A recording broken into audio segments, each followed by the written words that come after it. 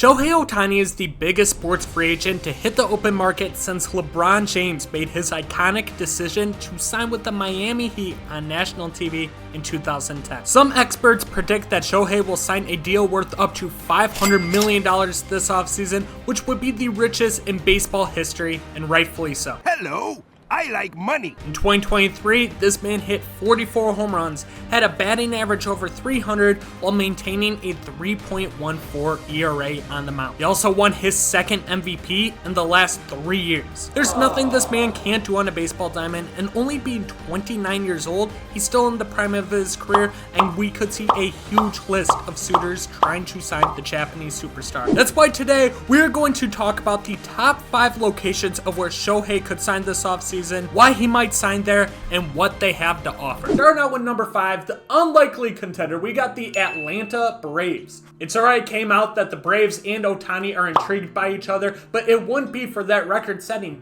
10-year, $500 million deal. It's going to be for about a 4 to 6 year deal with a very high average salary. The Braves have already locked up their young core for the foreseeable future. Adding Ohtani to the mix, they have a chance to build a dynasty, which is what could intrigue Ohtani to sign with them. But only signing 4 to 6 years, he is only 28, so he could hit free agency at 32 to 34 years old and still get another contract if he continues to have success. But it'd only be for like a 1-2 year deal because of his age. So the Braves are definitely on the outside looking in, but the Braves seemed to get involved last second. They went out, got Sean Murphy last year, signed him to an extension. It wouldn't be surprising if they came away with Shohei Ohtani. I mean, they got Ozzie Albies to sign a 7-year, $35 million contract, so they definitely have some influential people in their organization. Number 4, we got the San Francisco Giants. This man's been in LA his entire career. Moving a couple hours to the Bay Area, he'll still stay in California. And the Giants need to go out and sign a big-time free agent this year. They can probably offer Shohei Ohtani the most money. 10 years, $520 million.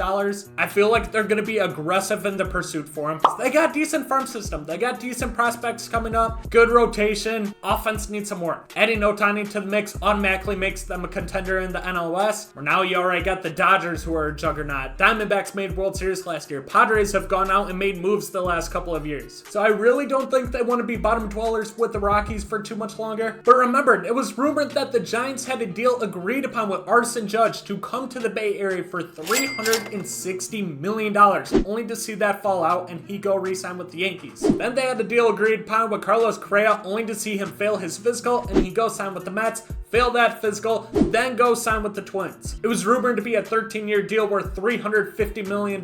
So that's 2 big free agents worth $300+ million the Giants thought they had to deal with, only to end up signing Michael Conforto, Sean Manaea, and Mitch Haniger. The Giants are looking for that superstar player to try and get back to become World Series contenders, and Ohtani's the most valuable player in baseball history. He makes a lot of sense to sign there, but obviously you're going to have a lot more competitors for Ohtani than they did with Judge and Correa. Tonight we got a lot of NBA and college basketball going on, so here are my picks on Underdog Fantasy. Be sure to check it out and use code Bkindel and they will match your first deposit up to $100. That's free money. Be sure to check out the link in the description. Now enjoy the rest of today's video. Coming in at number 3, we got the defending World Series champion, Texas Rangers. The Rangers are a weird team to have this high because they just won the World Series. They have spent booga bucks the past couple of off seasons, signing Corey Seager, Marcus Semien, Jacob deGrom, who didn't even help them last year. But it is possible they could get involved with Ohtani. For example, if Ohtani wants to stay in a warm state, he's been in California his entire career, going to Texas isn't going to be much different. The Rangers have shown they are willing to throw out money. $300+ million to Corey Seager. Jacob deGrom, Marcus Semien got almost $200 million contracts. They have spent $750 million the last 2 off seasons. So I'm unsure how realistic it is to keep that going, especially if this guy's gonna get $400 to $500 mil. But if they could just compete with their offer financially, they're gonna be in the mix. There's a lot of things that could intrigue Ohtani. First off, they just won the World Series.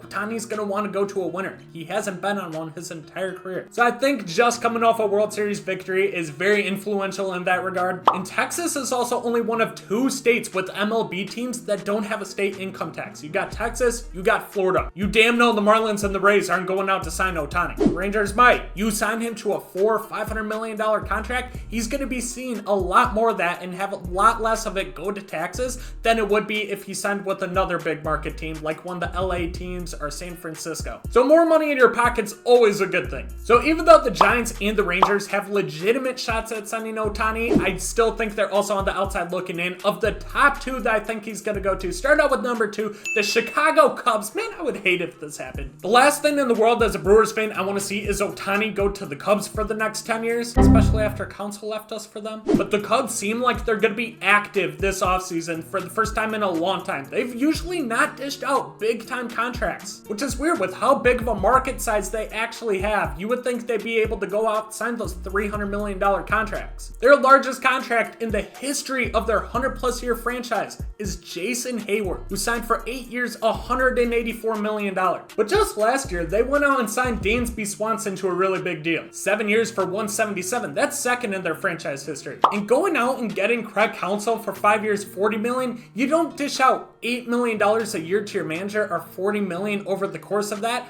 just to not sign anybody and run out the same shit team you had last year. The Cubs have a huge Japanese influence, which could be huge for Ohtani. They got Seiya Suzuki, who him and Ohtani apparently have been talking. And they also had Yu Darvish a couple years ago, who apparently talked to Ohtani about how great the city is, how good the fans are, how awesome the organization is. So basically, he just lied to Ohtani's face. But that could have a huge impact of him signing, and it sounds more and more like the Cubs are going to be very aggressive in the pursuit for him. It's starting to look more like a realistic possibility that Shohei Ohtani could be a Chicago Cub by opening day. And then number 1, the team I think he's going to sign with is the Los Angeles Dodgers. This has been rumored for 2 years now. The Dodgers are going to be able to offer the most money. If he wants to become the richest player in MLB history, the Dodgers are going to be able to do that for him. It's close to where he's played his entire career. If he likes the LA community like he says he has, just moving right over to the Dodgers area, it's not going to be that much of a difference. And they are built to win. While they haven't really won, they've only won in 2020. I don't really count that season. They're always competitive. They win the NL West every year. And maybe a guy like Shohei Ohtani can get them over the hump. A lineup with Mookie Betts, Freddie Freeman, and Shohei Ohtani alone. You got 3 MVP caliber players in your lineup in the prime of their careers, still producing. And they also need rotation help. So I know that he won't help in 2024, but once you get to 2025, you'll got Walker Buehler, you'll got Shohei Ohtani. They just have a lot of question marks in the rotations. So adding him into the rotation about a year in, and they also have a top-notch farm system. So they'll be set up for success for the foreseeable future. Those are our top 5 teams where I think Shohei Ohtani is going to sign. Let me know where you see him going this offseason. If you enjoyed this video, be sure to check this one out where I predicted the entire 2024 offseason. We predicted where the top free agents end up going, some trade candidates, what some of those teams could end up getting back for those players,